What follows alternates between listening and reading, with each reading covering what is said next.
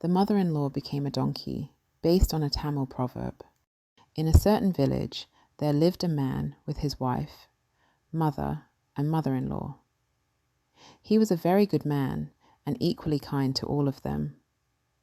His mother complained of nothing at his hands, but his wife was a very bad-tempered woman and always troubled her mother-in-law by keeping her engaged in this work or that throughout the day and giving her very little food in the evening. Owing to this, the poor man's mother was almost dying of misery. On the other hand, her own mother received very kind treatment, of course, at her daughter's hands, but the husband was so completely ruled by his wife that he had no strength of mind to oppose her ill treatment of his mother. One evening, just before sunset, the wife abused her mother-in-law with such fury that the latter had to fly away to escape a thrashing. Full of misery, she ran out of the village, but the sun had begun to set, and the darkness of night was fast overtaking her.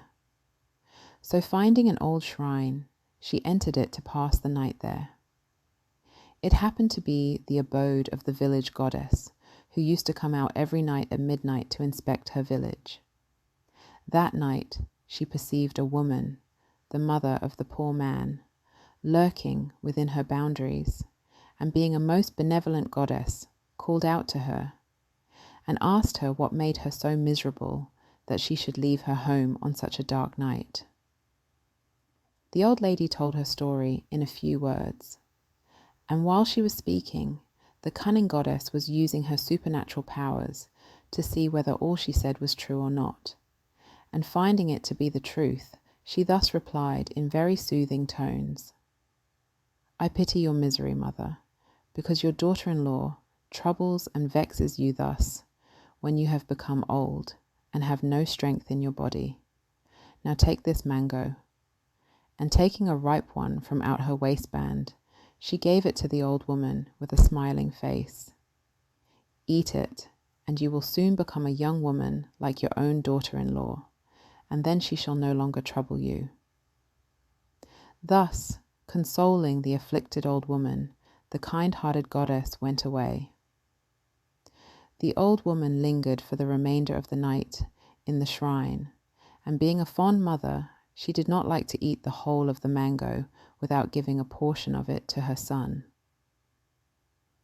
Meanwhile, when her son returned home in the evening, he found his mother absent, but his wife explained the matter to him, so as to throw the blame on the old woman, as she always did. As it was dark, he had no chance of going out to search for her, so he waited for the daylight, and as soon as he saw the dawn, started to look for his mother. He had not walked far, when to his joy he found her in the shrine of the goddess. "How did you pass the cold night, my dearest mother?" said he. "What did you have for dinner? Wretch that I am to have got myself married to a cur, forget all her faults, and return home." His mother shed tears of joy and sorrow, and related her previous night's adventure, upon which he said, "Delay not even 1 minute, but eat this fruit at once. I do not want any of it.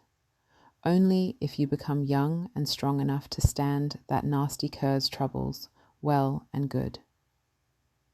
So the mother ate up the divine fruit, and the son took her upon his shoulders and brought her home, on reaching which he placed her on the ground, when to his joy she was no longer an old woman, but a young girl of 16 and stronger than his own wife.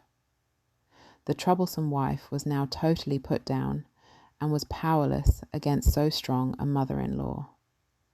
She did not at all like the change, and having to give up her habits of bullying, and so she argued to herself thus, "This joke of a mother-in-law became young through the fruit of the goddess. Why should not my mother also do the same, if I instruct her and send her to the same shrine?" So she instructed her mother as to the story she ought to give to the goddess, and sent her there. Her old mother, agreeably to her daughter's injunctions, went to the shrine, and on meeting with the goddess at midnight, gave a false story that she was being greatly ill-treated by her daughter-in-law, though, in truth, she had nothing of the kind to complain of. The goddess perceived the lie through her divine powers, but pretending to pity her, gave her also a fruit. Her daughter had instructed her not to eat it till next morning, until she saw her son-in-law. As soon as morning approached, the poor, hen-pecked man was ordered by his wife to go to the shrine and fetch his mother-in-law, as he had some time back fetched away his mother. He accordingly went and invited her to come home. She wanted him to eat part of the fruit, as she had been instructed, but he refused, and so she swallowed it all, fully expecting to become young again on reaching home.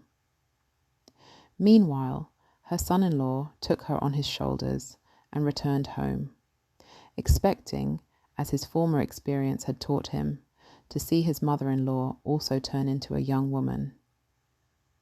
Anxious to see how the change overcame him, and halfway he turned his head, and found such part of the burden on his shoulders as he could see to be like parts of a donkey, but he took this to be a mere preliminary stage towards youthful womanhood.